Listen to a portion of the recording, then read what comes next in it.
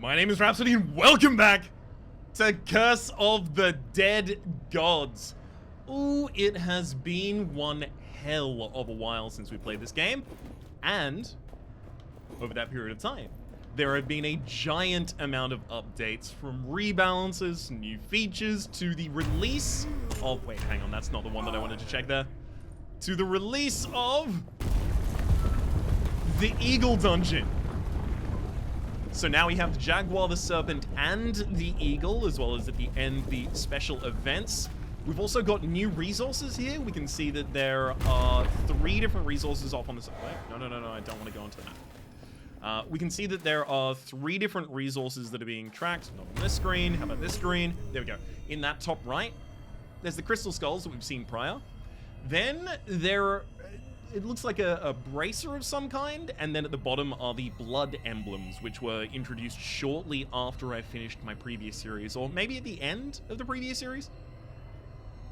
So, rather than bombard with effectively like a 20-minute discussion of patch notes, I'm gonna talk about the things that have changed as we encounter them. And here's our first encountering of things. We can see here that we're already missing one of the blessings we had previously, and that is because a lot of the blessings have been reworked. Many of them have had their costs increased or decreased, but their effects have drastically changed. So a lot of the ones that drastically changed are kind of unpurchased and refunded. There's also the Forsaken weaponry over here. You restore weapons so you can find them in the temple. So War Machina, Sacrificial Machina, Abnegation, Belts, Locks, Blade, like Forge Hammer, Jewel Hammer, all of these I'd found before in the dungeon, so I think these have been locked away now. Which, you know, because I was playing earlier on, feels a little rough, but if I was starting to play right now, would help kind of, sand off, not necessarily sand off edges. It would reduce the scope of complexity initially for people coming into the game, and then enable them to have more control over the directions in which they want to develop. I have 140 that I can spend right here, and the thing is, like, I have clear weapon preferences. So let's try and play into a few of those weapon preferences, right? Let's get Incandescent Claws, 100%. Let's definitely get the Claws of Evisceration as well. Spark Hammer. That's another example of a new thing here. Lightning attacks. Now, there are Poison, Lightning, and Fire. So you have the 3 different elements there. Each combo deals a random type of elemental damage, Fire, Poison, or Lightning. Here the Chromatic Knives show that. Also, they are a main weapon that is throwing, and they're just a completely new weapon type in being thrown knives and darts. So I'm kind of interested to unlock those just to explore them a little bit, TBH. Perfect Dodge to trigger a volley of projectiles. That seems reasonable. Get that, the Chromatic Knives. Probably not Heartseekers yet. We'll start getting the rarer ones a little bit later. Here are all the pistols. Kills make enemies drop twice as much gold. Neat. Do like that.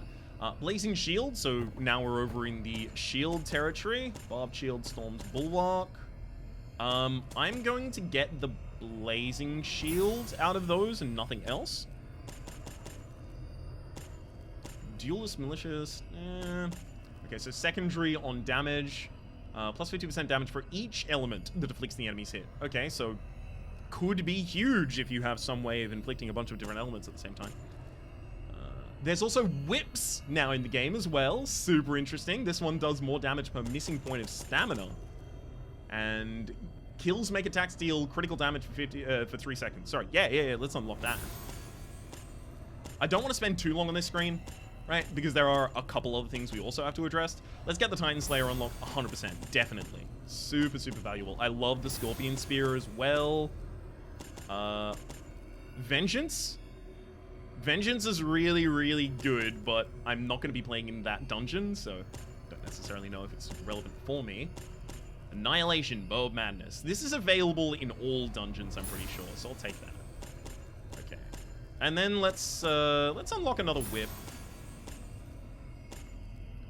Let's get both of the other bows, actually. Bows are pretty good. Actually, we'll also even get the Crippling Bow here. And then I think I'm going to go for some of the rare ones. Or rather, cursed ones. And then the final, I don't really want a dagger. Let's take a jaguar hammer. Sure. Okay, having spent all of those now, we have the next screen. I promise, we will get into gameplay soon. There's just a lot to address because we've been away for a while. Restore altars and improve weapons quality. So, you now have a choice of a starting loadout at the start of each run, or rather prior to the start of each run, and this gives you the ability to upgrade those loadouts that get offered to you. So, one weapon altar has been restored, we can restore another, and then another, and then another. These also cost significantly more on each point of upgrade, so I'm probably going to be upgrading them basically in quality with one another. So now we have 2 weapon altars. Also, main weapons, the basic is they have no ability. However, the upgrade is they have a 75% chance of offering common main weapons. Ooh, and then upgraded again, and they have a 50% chance of offering rare main weapons. We've also got the secondary weapons here.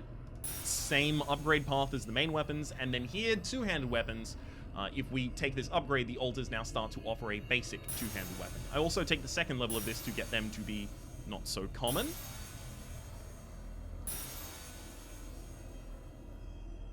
Do I want a third weapon altar?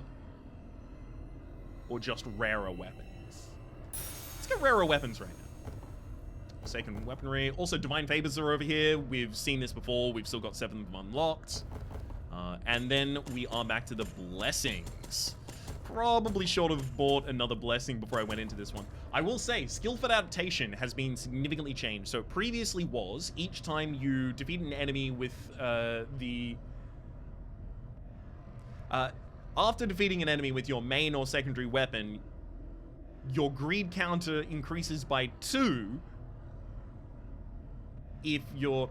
Okay, I'm butchering this horribly, but effectively, if you were changing the weapon stances that you were fighting in, you would increase your greed kill counter by 2. It no longer does that. Boo-hoo-hoo. But it's now a plus 50% damage bonus onto that weapon instead. So that's pretty significant. Reptilian Hunger, obviously, I'm going to keep, because Reptilian Hunger is... Reptilian Hunger and Reptilian Hunger is good. Although I'm rusty as hell in this game, so maybe Reptilian Hunger doesn't do anything for me. Perception, I will say, importantly, perception has been significantly changed. It is now a lot better. So previously, it used to just increase the amount of gold that you would find, but now it has the chance to make more enemies in any individual room drop an item. So it's just extra items as well a lot of the time. Fire eliminates further. Greed kills restore 1 more stamina is always pretty good. I'm just going to take an unquenchable thirst here. Just tag that in. That'll be good enough for me at the moment. There's our second weapon, altar. Okay, so our first loadout suggestion here is Seeker's Mace with plus 20% base damage if the second is a pistol. The second is a pistol. And a Feathered Spear that says each kill restores 1 more stamina. Love it. I'm going to take that. Two-handed weapon. Yeah, so it's re-giving tutorial tips as well, so I'll try and skip through those unless they are related to new elements, which is going to be a little difficult for me to judge at the time. Finishes cost no stamina, plus 20% damage against uninjured enemies, extra damage to the base weapon's claw. I'm gonna reject those and take the weapons that I already picked up.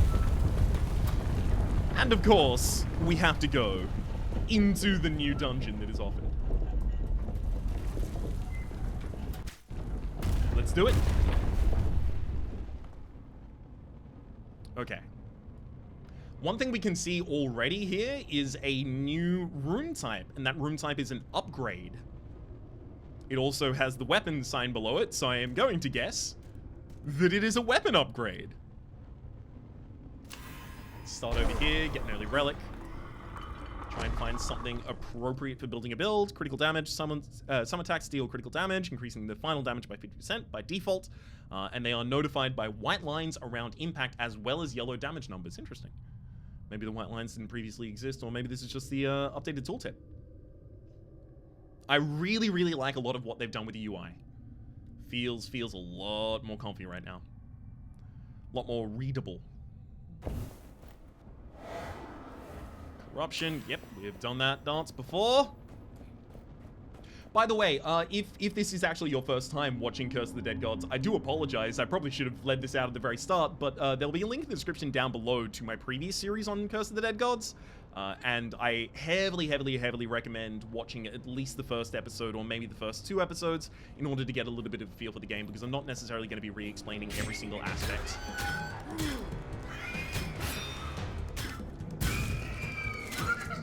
Whoop. Okay, so that... Right, I'm just trying to start understanding the different traps in this area. That's a bit loud, isn't it? That's just a bit loud. Let's pop that down.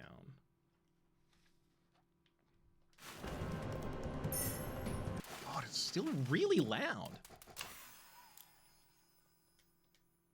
Yeah, maybe I just reset something on the outside. What happened there? Crystal skulls. Yep, have already explored those before as well. So you can see now that after I've killed an enemy with my main weapon, you can see my, in the bottom left, you can see that my two-handed weapon is now smoking. And if I take it out, you can see that I am now surrounded by an aura. That is the indication that I am dealing 50% extra damage because of the skillful adaptation. You can see it go back to my main hand weapons and then back to my two-hand weapon there. It's also going to be really important early on here for me to kind of over-explore a lot of these rooms. And that's just to make sure that I have a read on any secrets that we might be running into in the future. That's really interesting as a trap. Okay, that's bait. Actually, we have bait in all directions. None of these doors are shutting behind me! What is that? Okay, so that's like a homing trap? Wild. So yeah, it is exactly bait. Okay, that's officially exiting the area. So let's go back in the other direction. I want to get as much gold as I possibly can here early, because if I don't have to pay blood for the first relic, ooh, baby. Okay, so the ones with Markanars do a wide swing. The one with a spear does a thrust. As you might expect, okay. Also, there appear to be landmines that are shaped like shields. Got it.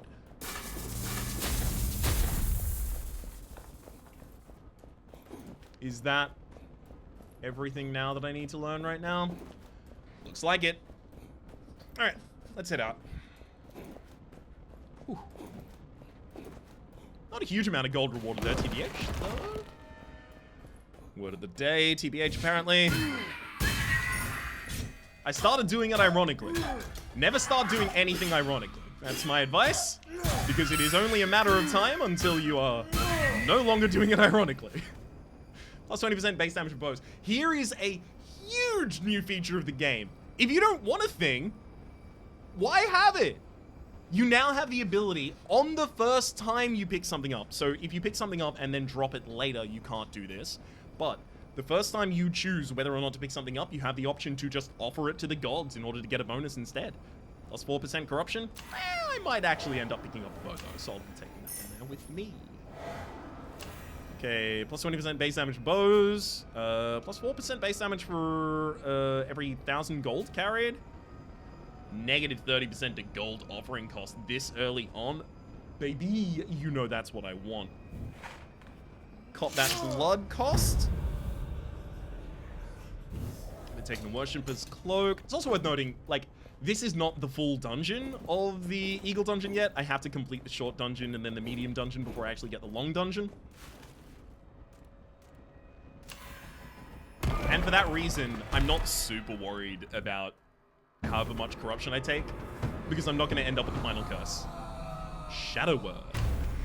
Regular enemies are concealed in the shadows. Concealed enemies are revealed by light and when attacking.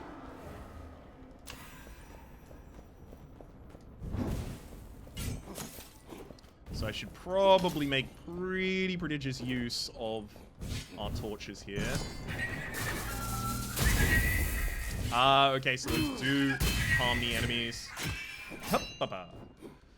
I haven't yet tried to actually parry one of their attacks, and the thing is, like, if I want to get better, that's... Ah, you... Okay, I was about to say that's going to be a huge way to do it. No! Okay, that is a longer wind-up than I thought it was going to be. Interesting. But if I want to get better, that's the way to do it, right? Actually learn how to parry them.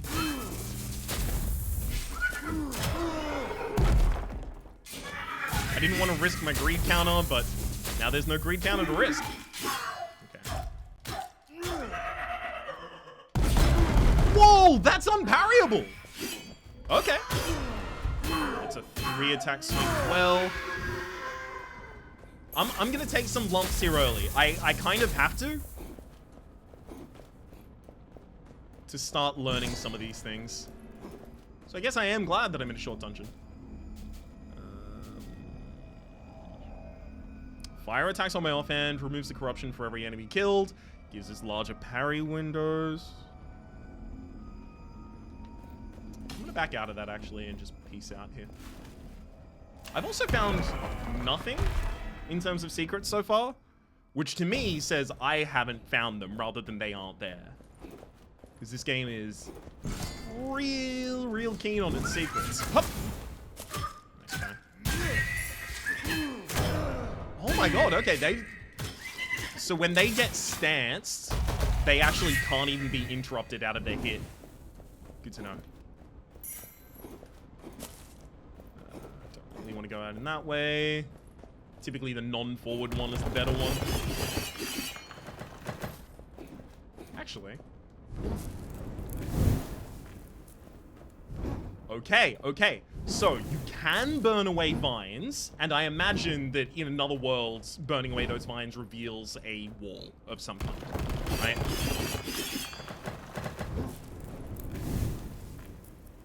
So that's not always going to be the case, but I should keep in mind that that is a tool in my toolkit. And almost certainly going to be relevant for the secret discovery later on. Okay, make sure I go into that trap with full stam. It's a lesson I just learned. Whoa! Okay, so if any electrical effect hits this, and their bomb is an electrical effect, then it destroys the entire room.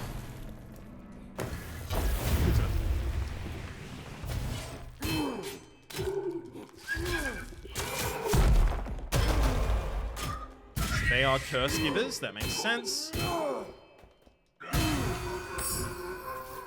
do you have for me? 3 decks, yes, thank you. Hunting axes, a main weapon thrown, plus 100% damage against weakened enemies. As much as I don't really want to take this, this is a new weapon. I've never had it before, so that means I'm going to take it. Interesting. That's definitely a curse attack. We can see the curse symbol on it. It's a very fast projectile speed, and you appear to be a healer as well. They also appear to be immune from the front unless they're already attacking.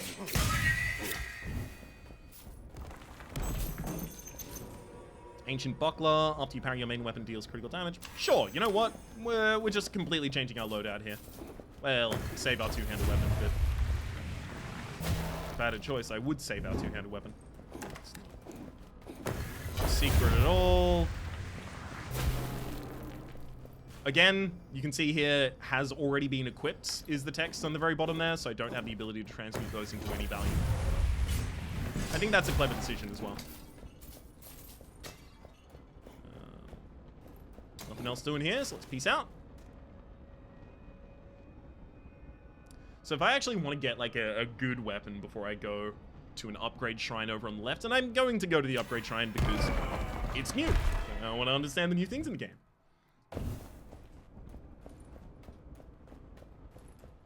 So if I want to have a good weapon for that, I really ought to get one right now. Was the reasoning that was going on there.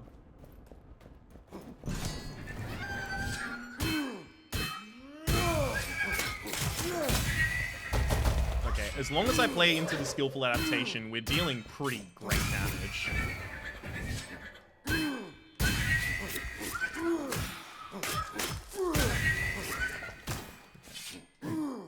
should probably try parrying one of the shots here. Not that one. Not that one either. Stop. Well, I made them stop.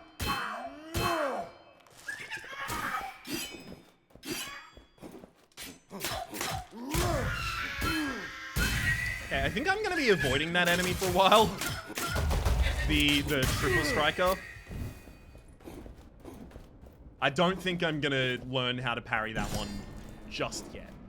And the reason is because if you fail the parry, you get hit 3 times. Oh, we do have a second weapon as a shield, and this is the throwing. Each combo deals a random type of elemental damage, and it does extra damage against the least damage boss. Yeah, this could not be better for us. It was unfortunately up against a whip. We're not going to be able to look at all of the new things in the first episode, so stay tuned. There'll be more episodes where we will check out those things. I've not seen a single destructible wall yet, and that tells me I probably just don't know what the destructible walls in this dungeon look like. Or maybe it just has like a completely new mechanic for its secret appearances.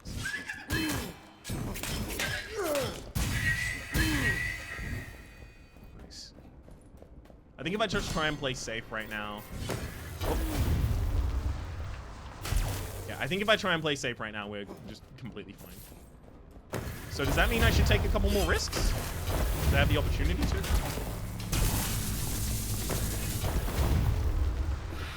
Okay, I wanted to check out if that was going to open a secret for activating it.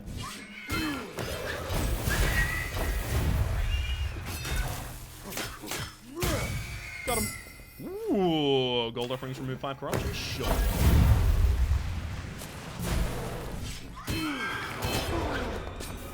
Okay, again, the charge there cannot be interrupted.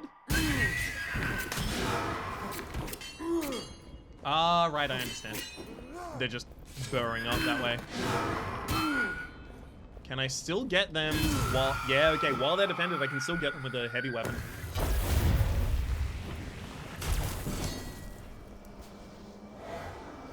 I will be taking the stats, thank you very much. Plus 250 health, as well as 10% max damage. Sounds good to me. You know what, I'll even use the ulti here a couple times. Seldom the case that I do, though.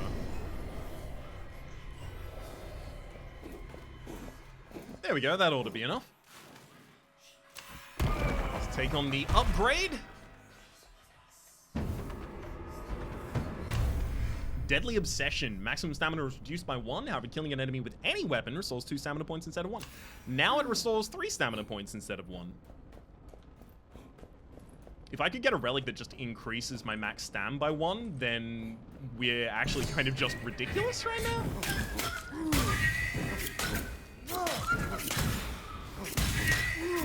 Or at least we can... What is that? Or at least we can use this.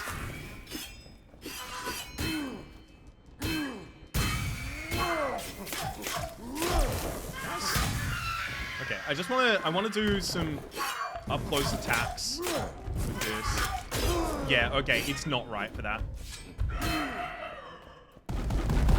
It's too light of a weapon to stagger anyone.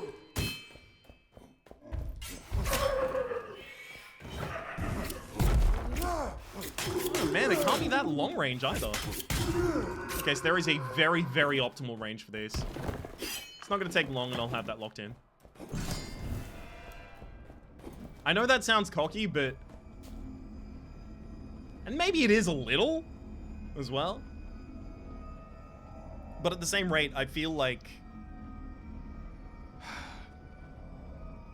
I'm not as rusty at this game as I thought I was going to be. It's more just I'm being confronted with things that I haven't been confronted with before. So I think the same lesson that happened in the original series of being able to demonstrate effectively episode over episode growth is going to maintain here. I'll upgrade the chromatic knives here as well.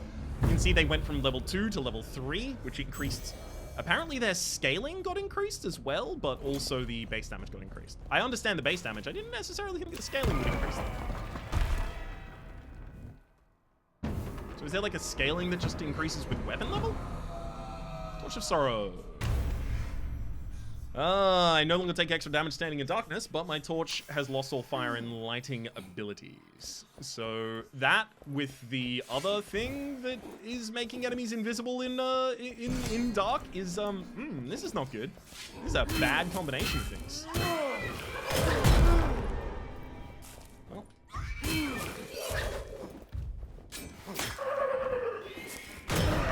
Okay, so that. Wow. They really, really punish the walkers.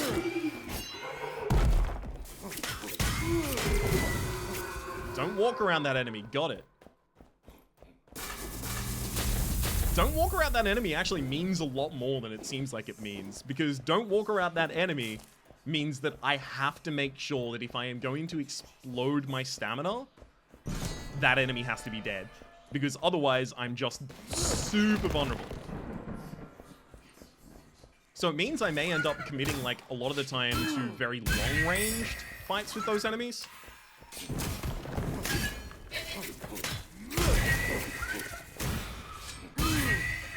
Or at least maybe peppering them down with long range before making contact. We'll continue to revise any of these plans. Yeah, that was really bad on my part. I need to make sure that I stop leaving myself on 0 stam. I mean, part of that is that I have 4 stam right now rather than 5, and I got muscle memory for 5, but... much more of it is that I'm just not necessarily respecting the likelihood that I'll take damage immediately thereafter. New champion! Who are you? And what is your gimmick? Well, I mean, they're not really gimmicky, actually. What is your mechanic?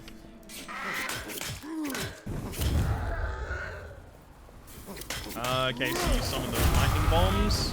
And what the hell? What was that?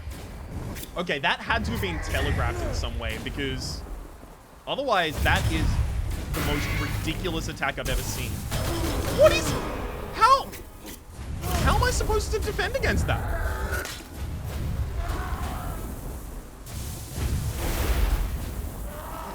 What the hell is going on here? Okay. Well, here's what I've got so far. This enemy at any time can just decide to deal infinite damage to me.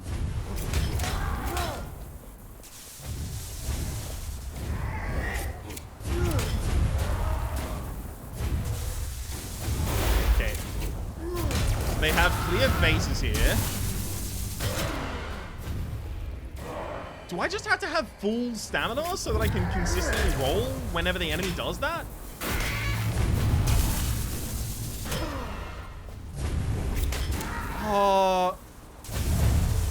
If that's an attack that it takes 3 stamina to avoid, I actually really don't like that design decision.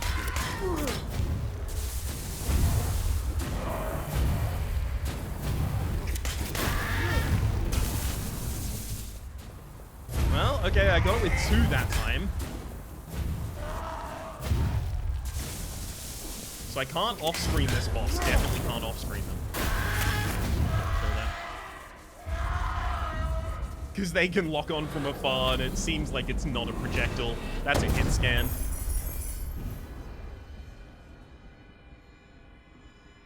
Well, well, well. I finally found the new resource here. It's called Jade Rings. They're gifts from the dead gods to those who overcome the trials of the temple. Jade Rings are bound to your character and persist even after death. After each exploration, rather, you can trade Jade Rings in the underworld to access new gear.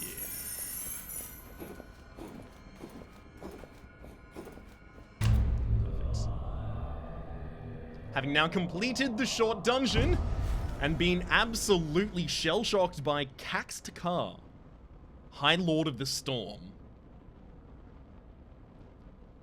Interesting. We will we'll end our first episode here. For the moment, let me say that my name has been Rhapsody. The name of the game has been Curse of the Dead Gods. This has been the Eagle Temple update. There is a blood emblem for us as well, giving us a new exploration that is available for us. And the Underworld says, yep, already done all of those things. That is a basic tutorial that has been available in the past. But for the moment, let me say that my name is Rhapsody. The name of the game has been Curse of the Dead Gods. We're going to be getting our way through the entirety of the Eagle Temple, possibly jumping back to some of the other temples, just continuing to explore what bounty of updates has been brought to us before they end up moving in the new year into the full release of the game, when I imagine I will do a more expansive series. But for the moment, hopefully you've been enjoying yourselves, and hopefully we'll see you next time.